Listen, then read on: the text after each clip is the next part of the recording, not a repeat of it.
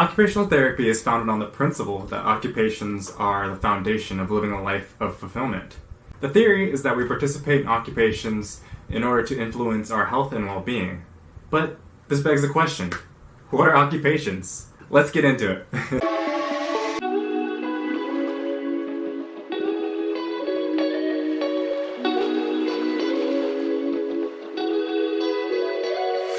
My name is Cam. I hope you're having a beautiful day and welcome to OT and Me. So today I want to talk to you guys a little bit about what occupations are and what it means in the field of occupational therapy. There are a lot of misconceptions about what occupations are in the general public. You may be thinking to yourself, occupation translates to work, which in a sense it does, but in the field of occupational therapy, occupations are defined in a very specific way. Occupations are the activities that people participate in every day to give their life meaning and purpose. So, according to the OTPF, there are 9 different occupations that we can participate in as everyday people. 1, 2, 3, 4, 5, 6, 7, 8, 9. That's math. And they are as follows. ADLs, or activities of daily living. IADLs, or instrumental activities of daily living. Health management. Work, rest and sleep, education, play, leisure, and social participation. All 9 of these occupations have some sort of influence or purpose that we have in our everyday lives. For instance, we have rest and sleep. This is something we participate in every day. Or work. Obviously, when you get to a certain age, you will be working, and that's a major part of your life. Work is, for some people, 40 hours a week, 50 hours a week, 60 hours a week. So it's a very big, important part of people's lives as well. For children, play is super important. This is one of their biggest occupations that they partake in, next to rest and sleep. I want to break down the first 5 occupations and just give you a little intro into what occupations really are and what they can be. Alright, so let's get on into it. Alright, so we have number 1, activities of daily living, or ADLs as we call them in the field. These are basically those very basic activities that we do every day, every single day to take care of our own bodies. The AOTA defines ADLs as activities oriented toward taking care of one's own body and completed on a routine basis.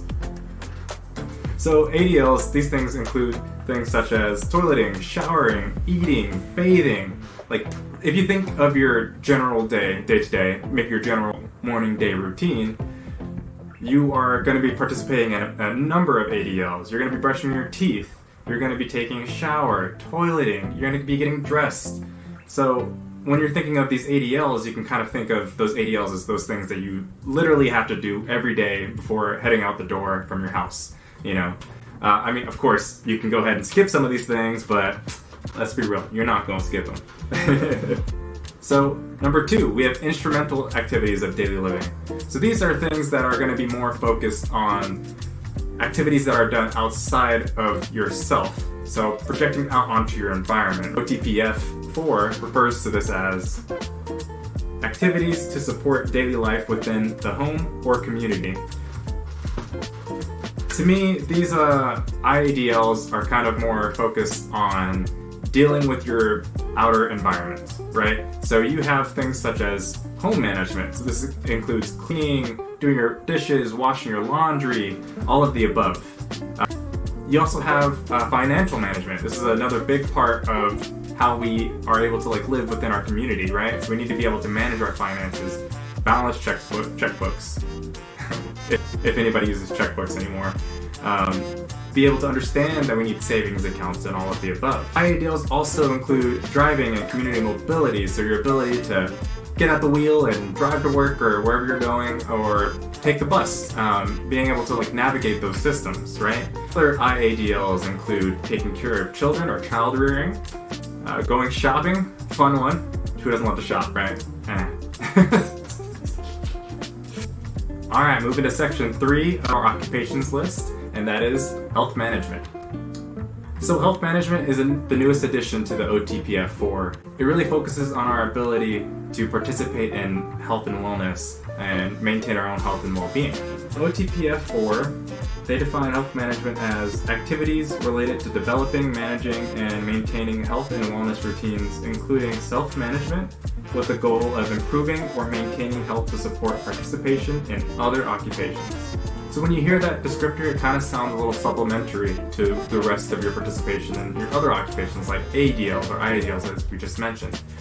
But it's actually very important that we are managing our health, as this is one of the biggest factors in our ability to participate in occupations.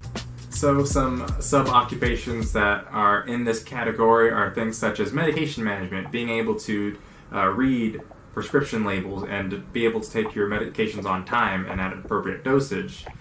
Physical activity, so your ability to go out and go for a run or walk or whatever it may be, whatever fits your cardio levels, whatever you find fun. I personally find basketball fun. Great cardio. You also have personal device management, so if you're catheterized, being able to manage that catheter. There is nutrition management, so your ability to maintain a healthy and plentiful diet of fruits, veggies, whatever fits into your specific diets, Also in this category, we have social and emotional management and maintenance. This includes managing your emotions, being able to express your emotional needs. There's also symptom and condition management. So if you have diabetes, being able to appropriately manage your diabetes. Next up, number 4. My favorite, rest and sleep. I kid you not, I look forward to rest and sleep every day. I can't wait to hit my bed and just knock out and hit those pillows and go. Under here we have 2 subsets, being rest and sleep preparation. Right, so rest is being able to identify when we need to be in our relaxed state and just kind of take time for ourselves, right? And sleep preparation, this is kind of synonymous with our sleep routine. What are we doing to go to sleep? Are we reading books, turning down the lights, getting off of our phones before bed, watching TV before bed, making sure that we're nice and comfortable for sleep. The third subset, which I forgot to mention, that there are 3 of sleep and rest and sleep, is sleep participation. So literally you go into sleep. But yeah, how could I forget that one? How could I forget that one? Alright, so number 5, and that is education. Education is so important and foundational in our lives. It's really important that we continue with education throughout our lives, That's why we practice lifelong education in our field of occupational therapy, that we're constantly going out and getting our CEUs, our continuing education units, to make sure that we're constantly in line with the newest and greatest research, right?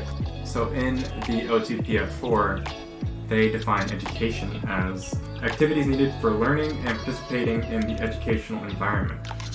1 is formal education participation, 2 is informal education participation, and 3 is informal educational.